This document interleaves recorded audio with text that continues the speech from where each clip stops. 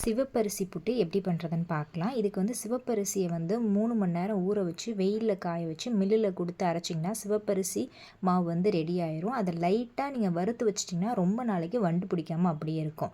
நான் 3 கப் சிவப்பரிசி எடுத்திருக்கேன். சுடு தண்ணியில் கொஞ்சமாக உப்பு போட்டு அதை நல்லா கரைச்சி விட்டுட்டு கொஞ்சம் கொஞ்சமாக வந்து ஸ்ப்ரிங்கிள் பண்ணி நம்ம வந்து அந்த புட்டுக்கு வந்து மாவு வந்து பிசைஞ்சிக்கலாம். தண்ணி வந்து நல்லா கொதிக்கணும்.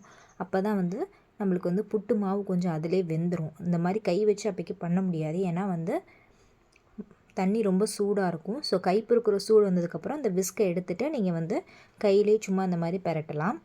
கொஞ்சம் கொஞ்சமாக தண்ணி தெளிங்க. ஓவராக ஊற்றிட்டிங்கன்னா மாவு வந்து புட்டு பதத்துக்கு வராது.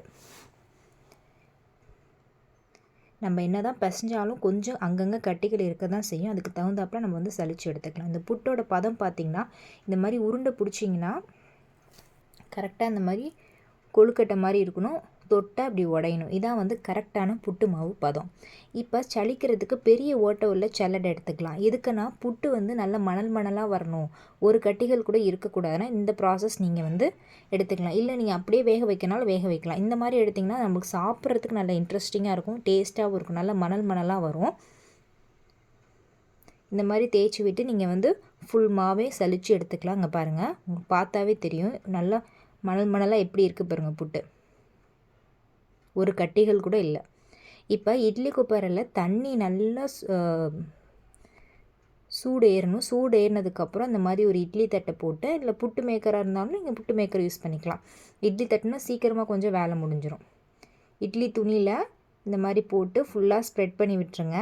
இது வந்து நீங்கள் முடிச்சு போட்டு வேக வைக்கலாம். அப்படி இல்லைன்னா இந்த மாதிரி மேலே ஒரு கிளாத் போட்டு மூடி வச்சுட்டு தண்ணி நல்லா கொதிச்சதுக்கப்புறம் தான் நீங்கள் வந்து இந்த புட்டை வைக்கணும். இந்த மாதிரி நல்லா கொதிக்கணும். கொதிச்சதுக்கப்புறம் நம்ம வந்து மூடி வச்சிடலாம். மூடி வச்சுட்டு ஒரு 5 நிமிஷத்துலேயே பார்த்திங்கன்னா வெளியே வந்து அந்த ஆவி வந்து பறக்க ஆரம்பிக்கும். ஆவி பறக்க ஆரம்பிச்சிச்சுனாவே புட்டு வந்து ரெடி ஆயிடுச்சுன்னு அர்த்தம். எதுக்காக அந்த மேலே கிளாத் போனால் இந்த மாதிரி அந்த வேர்வை தண்ணி வந்து உள்ளே படும்.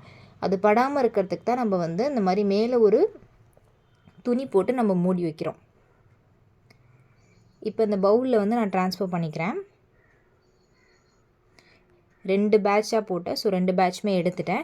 இப்போ இந்த கட்டிகள் இருக்குல்ல, இதை நம்ம சும்மா இப்படி தொட்டாவே அது உதிராக வந்துடும். நல்லா புட்டு வந்து கரெக்டான கன்சிஸ்டன்சியில் இருக்குது.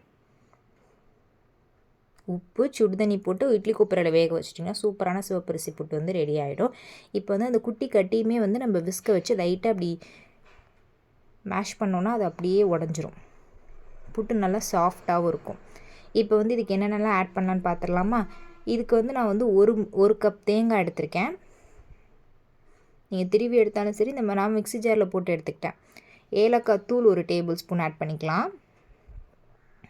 நீங்கள் இதுக்கு பதிலாக நாட்டு சர்க்கரை, வெல்லம், வெள்ளை சர்க்கரை எது வேணாலும் ஆட் பண்ணிக்கலாம். உங்கள் ஸ்வீட்டன் எது விருப்பமோ நீங்கள் ஆட் பண்ணிக்கலாம். எல்லாமே டேஸ்ட்டாக தான் இருக்கும், உங்கள் ஆப்ஷனல் தான்.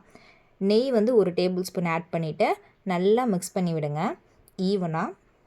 இது காலையில் பிரேக்ஃபாஸ்ட்டாகவும் சாப்பிட்டுக்கலாம், ஈவினிங் ஸ்நாக்ஸாகவும் சாப்பிட்டுக்கலாம். ரொம்பவே ஹெல்த்தியான ஆப்ஷன் இது, சூப்பராக இருக்கும். ஸோ கண்டிப்பாக ட்ரை பண்ணி பார்த்துட்டு எப்படி இருந்துச்சுன்னு சொல்லுங்கள். இந்த வீடியோ பிடிச்சிருந்தால் லைக் பண்ணிக்கோங்க, சப்ஸ்கிரைப் பண்ணிக்கோங்க, நோட்டிஃபிகேஷன் பெல் ஐக்கனை கிளிக் பண்ணிக்கோங்க.